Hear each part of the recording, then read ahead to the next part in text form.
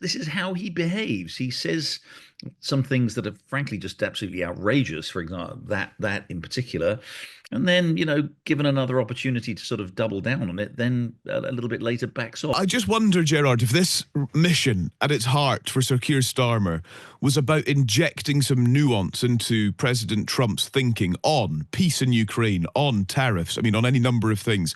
Was it about trying to just mould where his thinking is at? Well, I think it's probably fair to say Donald Trump doesn't do nuance.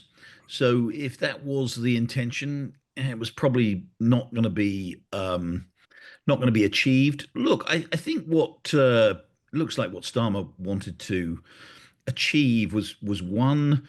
I mean, first of all, just getting into a room with Donald Trump. One of the things about Trump is that he says 1,000 things a day, and they're not always consistent. So some of the things he said in the last couple of weeks about Ukraine, actually sitting down with him and sort of pinning him down on what exactly the US wants over Ukraine is valuable.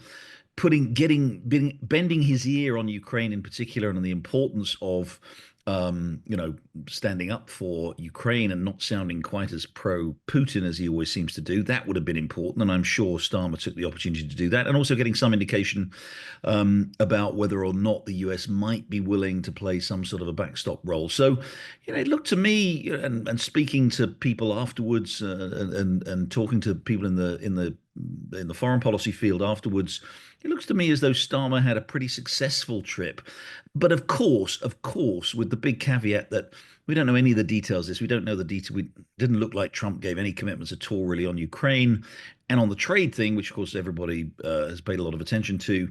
The devil really is in the details as to what kind of a trade deal may be done. But that shouldn't detract from the general sense that they got on well.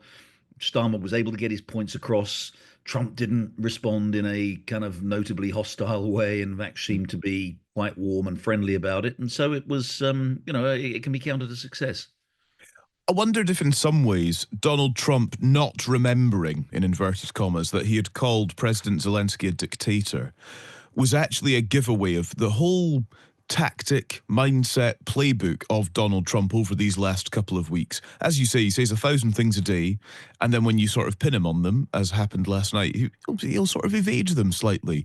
And I actually wonder if that, in a nutshell, was how Donald Trump has played this. Yeah, kind of. He does do that. I think you're right. Look, and I watched that moment in the when they're in the Oval Office and the reporters were spraying questions at him in that particular moment where he said, as you say, where he kind of said, "I don't remember saying that," and then gave that sort of little kind of wry smile. He knows very well he said that. That was not that was not a moment of forgetfulness that we've seen from American presidents over the last few years, in particular. So he said that this is how he behaves. He says some things that are frankly just absolutely outrageous. For example, that in particular. And then, given another opportunity to sort of double down on it, then a little bit later backs off. Until we see, and I think he also, look, as you saw from his obvious delight about getting that invitation for an unprecedented, historic second state visit from the king, the sort of general warmth, his warm words for Keir Starmer about being a great negotiator and having an astonishingly wonderful accent. It's clear that this is what Trump is often like. And by the way, he was like this with President Macron earlier in the week. He done a, he and as someone has spent some time with Donald Trump, a fair bit of time with Donald Trump over the years, he can be very charming and very warm if he has a good personal relationship with the person. And that clearly, again, is what we saw today. I just caution against reading too much into that in terms of any substantial shift in Trump's approach to any of these issues, particularly with regard to Ukraine. Because again, when he's with someone whom he likes, he wants them to feel good and feel good about being with them, and he wants them to feel good about him. So that's clearly what we had today. I just think we really do need to see. We'll see what happens with Zelensky. Obviously, later today, their meeting. That will be quite interesting to see how he handles that, because he doesn't have as good a warm relationship with Zelensky, clearly, as he has with Starmer or with Macron. And then, of course, we'll see how the his very what seems to be quite a warm relationship with Vladimir Putin unfolds. So, yeah, insofar whatever can be achieved by smiling and body language and warm personal relations, you can rely on Donald Trump to achieve. But whether or not that results in really the outcomes that the British government wants, we're a long way from being able to say that yet. Should we mention the Chagos Islands as well at this point, which was something of a diplomatic win for Starmer, insofar as it looks as though Trump and the US is not going to block plans to return the Chagos Islands and lease back Diego Garcia, which is home to this military base. And I suppose there's two things on this, Gerard. One is it clears the way for Starmer to do the deal he seemingly wants to do.